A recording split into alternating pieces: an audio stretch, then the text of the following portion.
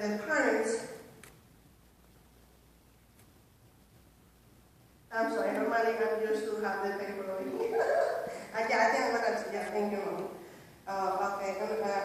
And another thing is people normally, what I understood was that not taking it really personal, but sometimes people want to be like, have the empathy for you, and they say, oh, I know exactly what you're going through. Yeah, because my cousin has a friend that her kid has autism, and she does that. You're supposed to be doing this, not this. Right. So, yeah, sometimes you want to be helpful, but come with a heart. When you come here from, you need to be, what we receive in that moment is, how can I help you? How can I be part of this? How in this moment can I help you to fix this? But no, you don't understand it, because when you're going through 24/7, unless you do it or you have a kid with special needs, yes, you do understand. But when you don't, so, and you see it right here, for us, it's like we're taking, like, we're going to be a defensive at that time. So, yeah, it's really important to see, you know, what we said in that moment.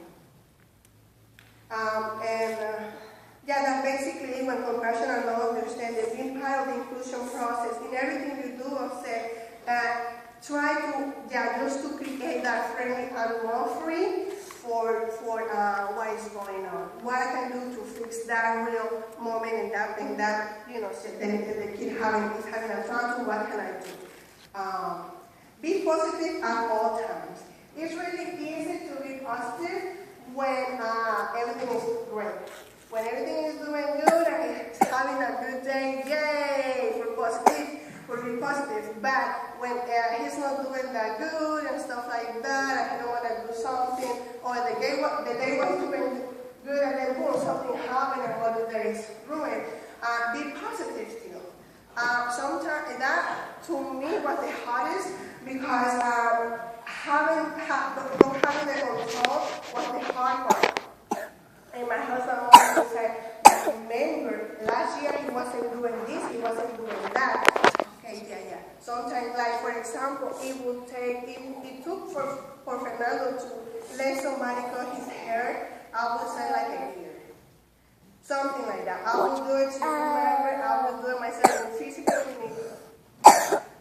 Somebody, and he right here with scissors doing something like that. And so we start trying different things, showing pictures, showing movies, how we do it and stuff like that. Thank you. And one day he will do it, he will go to the barber, he will go in, no anymore, and you know, he starts crying again and stuff like that. It took a long time. So in that process, you know, you get frustrated and stuff, but my husband was always like, but remember now, he actually went in, he didn't do it that before.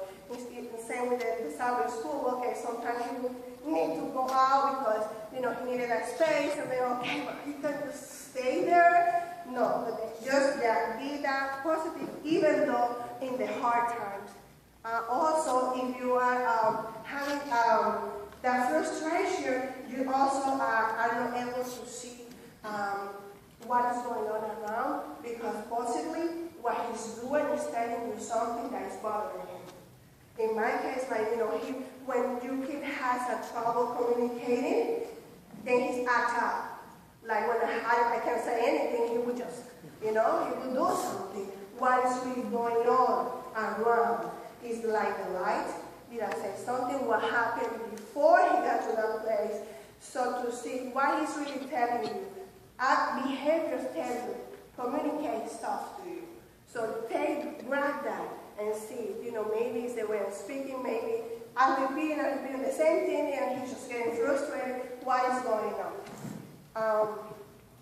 And for next time to correct that. Looking forward at the future.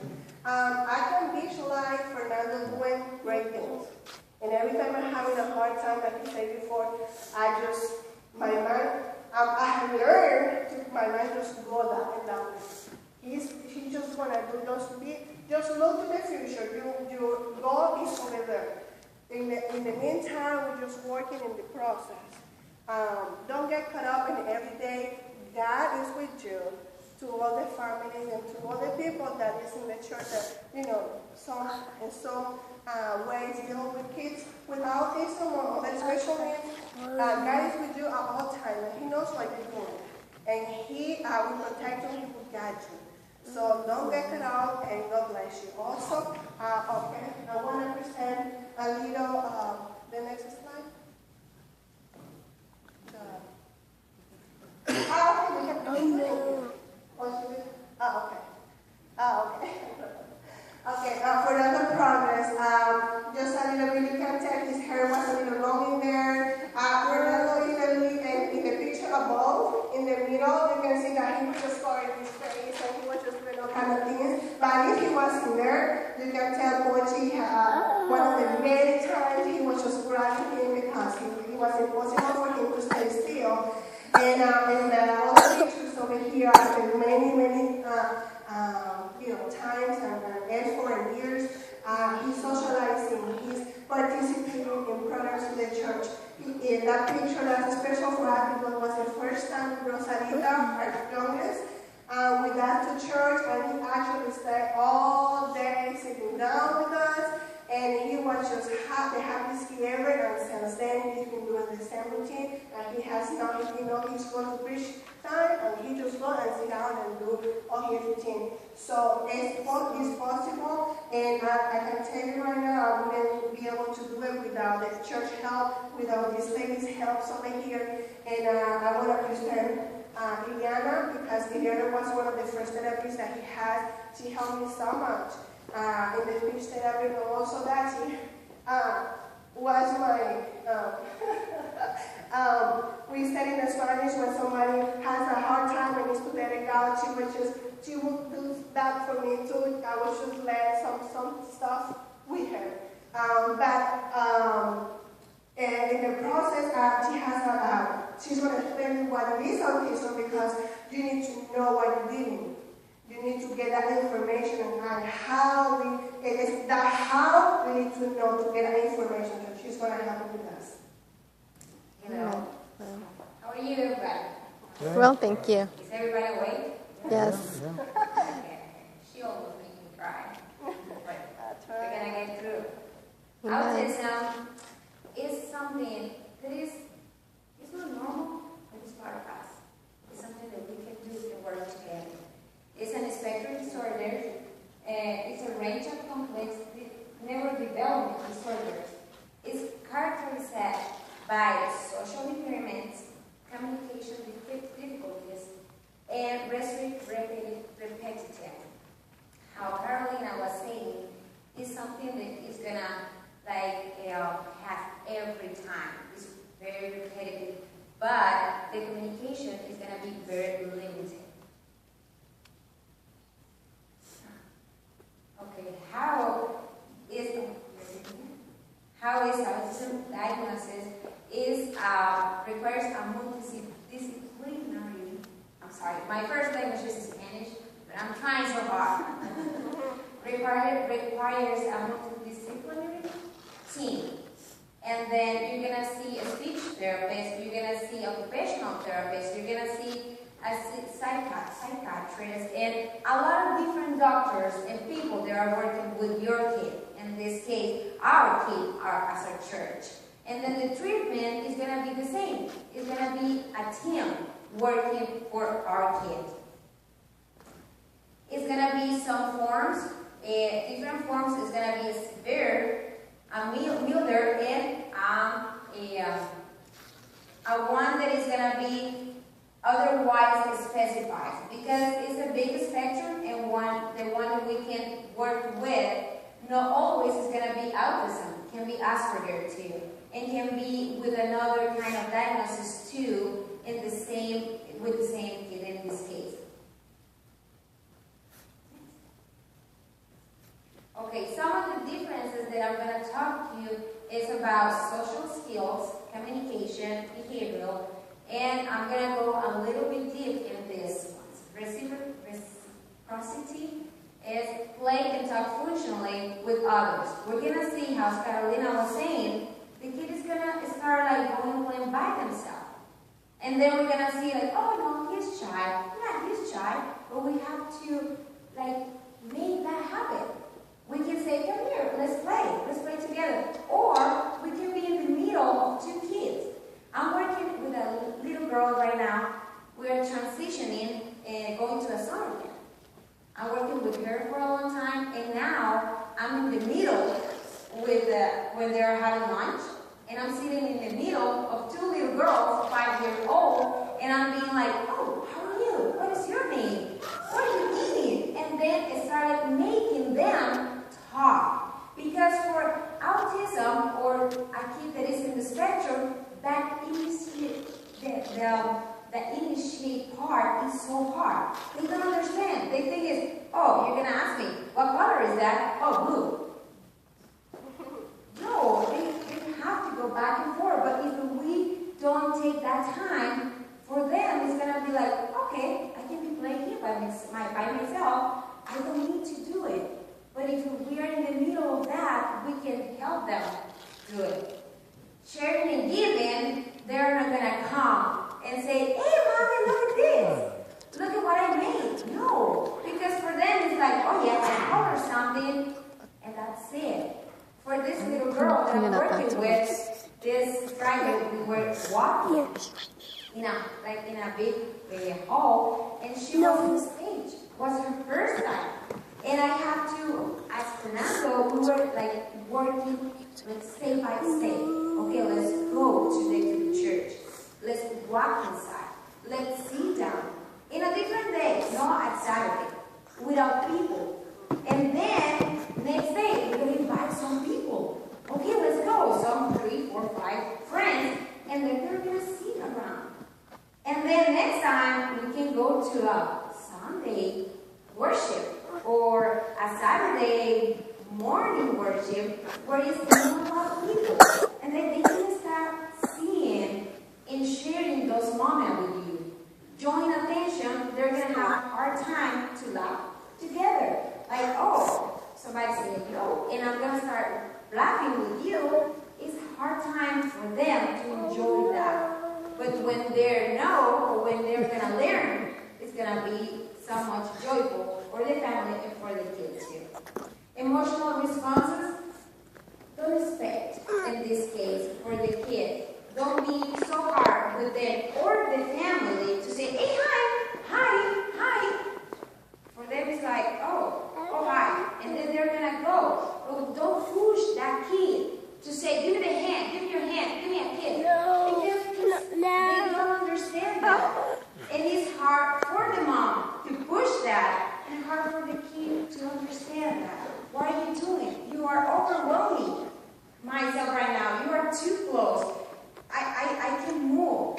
They feel anxious in that moment. It's not they don't want to say hi. It's a different way to say hi, to respond emotional.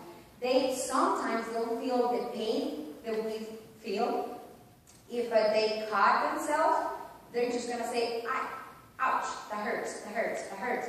And then maybe they're going to start screaming or just hold it and stay right there.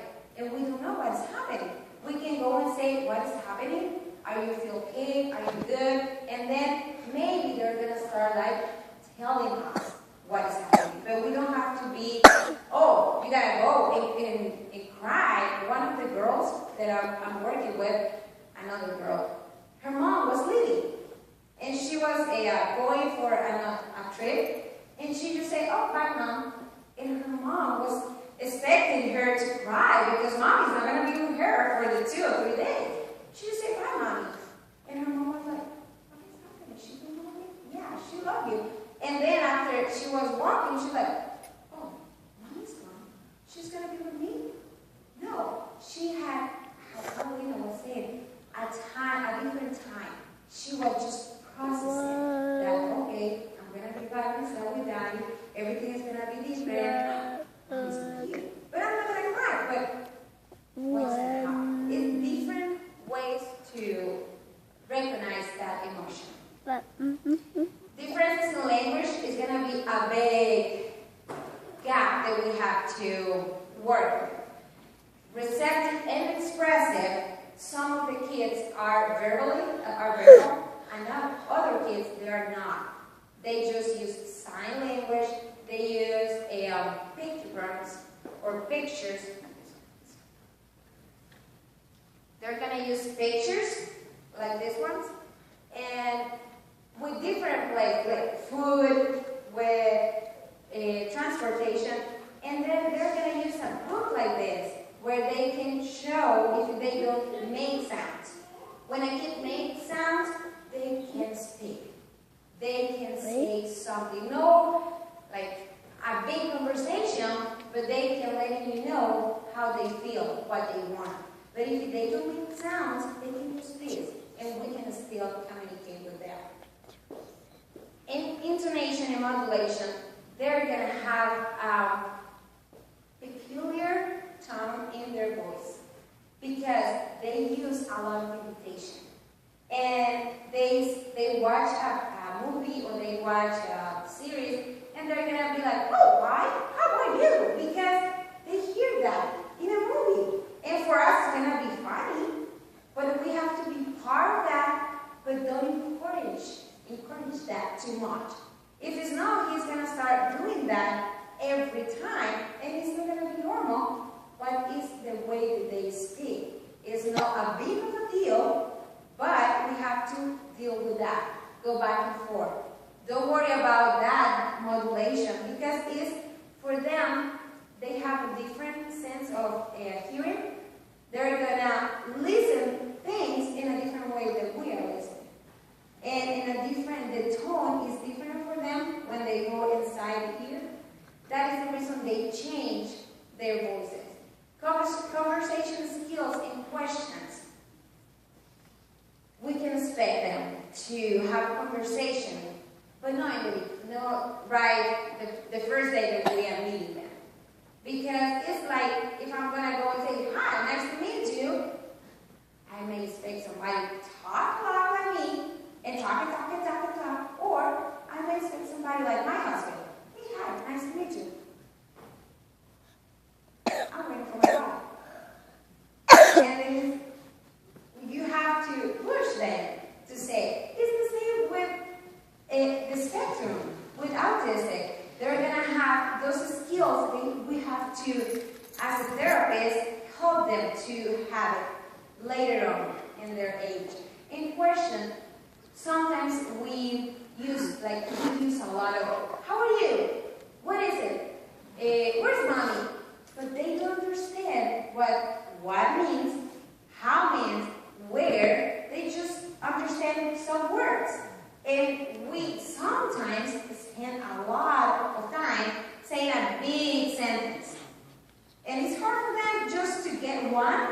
How you expect me to say, hey, how are you? Can you just say just one word? I can say hi. Oh, hi. I got that. Don't tell me too much. I can't in that moment. They're gonna, Fernando now, you can have a little conversation with him. He can go back and forth with you. I was telling him, hey, what did you do today? He was like, oh, when what? In the river, yes. He went and walked with his mom, and then he said, Sunday, I'm going to go to the beach. And I'm like, oh, that's right. They knew because they have routine. But the conversations, they can grow and grow and grow. Sensory differences. There are going to be some sensory issues, overstimulation or understimulation. What happened at church when a kid is coming, maybe in the middle of the church or the sermon, and then is somebody like, amen! The kid's just like, what is happening here? Oh my goodness. Or it's the middle of the song service.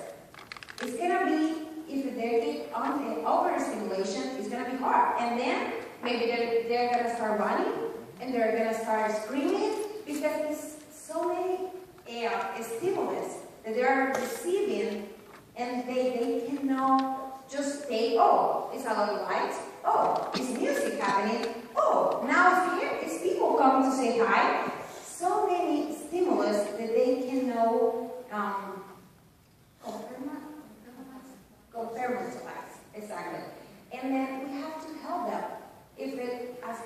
When we were working with Fernando came early, and we specified with reserve in one of the benches, and that was his bench. And every time he finished Sabbath school, he knew, I have to go to the restroom and then go to my bench.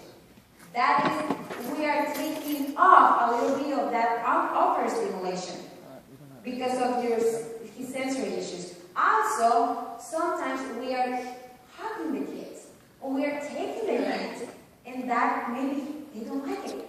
That is like, it's something that they don't like it, or maybe they like it. Give so many hugs. I just want to hug you. I just want to kiss you. We have to know the kids, what they like, what they like to do, or what they want you to do to them. If we know that, we can help in those sensory issues that they have. Also, they can be understanding. They can just feel normal, don't feel good, or maybe a lot of music is fine for them. They feel good. That feel good in their ears. That feel good in their minds. That we have to know our kids. With aversions, they're very selective. Sometimes, one time I was working with a kid, and that little kid just ate French fries, strawberries, and chips and potato chips. That was it. We had a hard time to get him some energy or to get him being healthy because he didn't want anything else.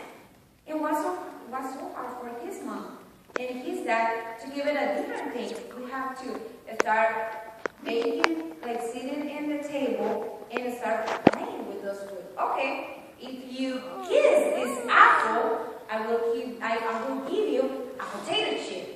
You got it close? Oh, good job. You got it close. That's good. And then another day, you got a kiss 3 times the apple. 1, 2, 3. Okay, you got a French fry. Good job. And then it's just work with them. Be flexible. And then when it's start changing the way that they see the thing. Because sometimes that aversion is not because they don't like it. It's because it's red and they don't like red. It's because it's wet and they don't like to be wet. It's just texture, the way that they see, the way that they smell, because they're going to be very sensitive in different ways. It's like, it smells bad. Like, for me it looks good, but for them, it's like, oh no, it's good. Blueberries, no. But when they taste it, oh my goodness, this is amazing. It's just to work with them and to recognize what is happening with them. Body use. I'm just going to give you one example or two. They don't recognize what is happening around them. When a kid is like moving like a lot or just going in the floor, it's because they don't know what is happening in their space. They don't recognize, oh, this is my hand. And maybe they're walking in, whoa. Because they don't recognize it. If you are a person that is around them, teacher, part of the church, mom, you can let them know, oh, just do a little squish or squeeze him. They're going to feel like, oh, I'm right here. Okay, I got it. And then one time, the example I'm going to give you is I had a little girl. And that little girl, I was like, okay, we're going to sit down here. Let's put your bottom in the chair. And she didn't know which one was her bottom. And she was like, putting everything everywhere. And I have to help her to say, this is your bottom, you're going to put it right here. Oh, okay. She was fine. But before that, she had a lot of problems. Everybody say, oh, she doesn't listen. No. She don't want to do that. No, it's not. They don't understand. What are you talking? What are you talking? Just let them know. You are here. This is your arms. This is your... And then you can repeat it. And they're going to understand. But when they get too overwhelmed, overstimulated, they forget those things. And they're going to be very, very... What? Overstimulated, Oh no. screaming, crying, because they're like, I'm trying to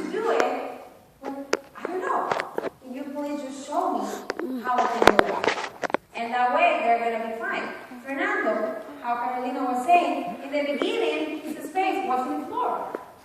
We got our two legs together, and he was in the middle of the floor, between 2 benches, and he was fine at church. Later on, okay, 2 more minutes, and you're going to sit down on the floor. Okay, let them know what's coming next. And he was floor, and then he's sitting now in the bench and enjoying with us. Differences in interests and behavior. Especially, they're going to have special interests. Some of them that they are very, they can talk a little bit more. They can tell you everything about a specific thing. If they like cars, they're going to know everything about cars. Everything. Even more than a mechanic knows, he's going to go inside, outside, colors, everything. If they like plants, they're going to go and be into that. We got to know what our kids like. Our kids love. That way, as a church, if I know one of my kids like cars, and they can go and bring a little note with a card. And, hello, welcome. Okay, I want to be at church next Saturday. He gave me a little card. If he's going to give me another card next Saturday, I'm going to be there. They're going to spend that. And they're going to be and feel part of the church.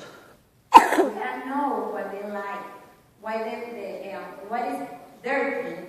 I remember Fernando, he loved for a long time vegetables. Yeah. He was singing every song. He was singing and saying everything. He memorized everything. And he was singing. And I'm like, oh, I'm behind. I don't know what he's talking about. And I had to go back and watch some videos and be like, hey, hi, I'm this and so. And we start making a conversation back and forth. No, I wasn't follow his routine. I follow his routine a little bit, but I put some things that I want to know. I put some things that I want to him to learn to be more functional in the environment that we were doing. We can help them to be functional in those specific things and then learn a lot, but at the same time, if they like something, we can put it at church. And he can do a little part talking about what they like. Adaptation to change is going to be hard. We need them to know what is coming, what is next. And we need them to have a little schedule. As a church, we can have a program, but don't put maybe for them time, because they're gonna be very specific at time. And if at 9:30 the worship have to start, it's gonna be, excuse me, the worship have to start right now. Excuse me, it's 9:30, it's 9:30. Don't put time. Just say, next is coming to worship. Then sermon. Then we're gonna have follow-up. Then they're gonna feel, okay, I know what's happening around. I'm not gonna be anxious. I'm not gonna be nervous about what is happening in my life or at church at least. That way, adaptation to change is gonna be easy for them. If something is happening, we can. Oh no, we don't have it here. But we can teach them first going to the restroom and then go to the chair. If that chair is occupied in that moment, we can tell somebody, hey, that is Fernando's chair. But we're going to change him a little bit. Or, I remember when Fernando was going to his grandma's house. It was a hard time for him when mommy forgot something on Walmart. And she's like, oops, we forgot how we're going to say it, because he knew the road. He said, it's this way, not that way, it's this way. Walmart is this way, not this way. And she has to put a little visual for him and let him do it. Okay, this is grandmother's house. This is Walmart. Okay, we have a house. It's fine. It's okay. Let's change it and let them do it. When he change it and put it here, he's going to understand, okay, I have the control of this change. It's not going to be a big deal. As a teacher, was a person that is helping mommy and dad in church, we can let them hold something, or it's okay, I can go and say and reserve that chair for you, because we don't want them to feel that something is changing constantly. We want them to feel that they are having the same routine at church as every Saturday they are going to. The response to stress is going to be different. For us, sometimes we just get angry and go to our bedroom and buy the pillow and be like, I hate this, why do I like this? And, okay, hey, come here, come to my house, come here, welcome. And we are like, oh, everything is a mess in my house, don't look. But for them, if something is stressful, they don't know how to deal with that. They're going to scream, they're going to run around, they're going to just stay shocked. We have to understand that. We can help them to be, okay, first this, and we can put a name of that them. That way they're going to feel, oh, okay, it's an oops in the middle of the day, but we are going to continue with our routine. They just need to know he is safe or she is safe. They don't want to be or feel that everything is just going. And then if you're nervous, is coming along with this, they're going to be feeling anxious if they don't know what's happening next. What's next? Okay, and common academic difficulties, they're going to have hard time in reading comprehension and knowing when to attend, understanding and remembering instruction, and understanding implicit rules. What can your church do? We're going to talk a little bit more practical things that you as a church can do. Okay, so the first thing, the title of today's talk was To Love is to Know. So we learned a lot about things, so we got the know part, hopefully, and now we're going to talk about the love part. Matthew 22, verse 37 through 39, this is when Jesus is talking about these two great commands, right? So he says, to love the Lord your God with all your heart and all your soul and all your mind. This is the first and greatest commandment, and the second is like it. Love your neighbor as what? Yourself. Love your neighbor as yourself, which means that I'm going to love every person in my church. I'm going to love that person who doesn't really talk, who's kind of awkward and shy. I'm going to love this person over here who doesn't seem to, manage their kids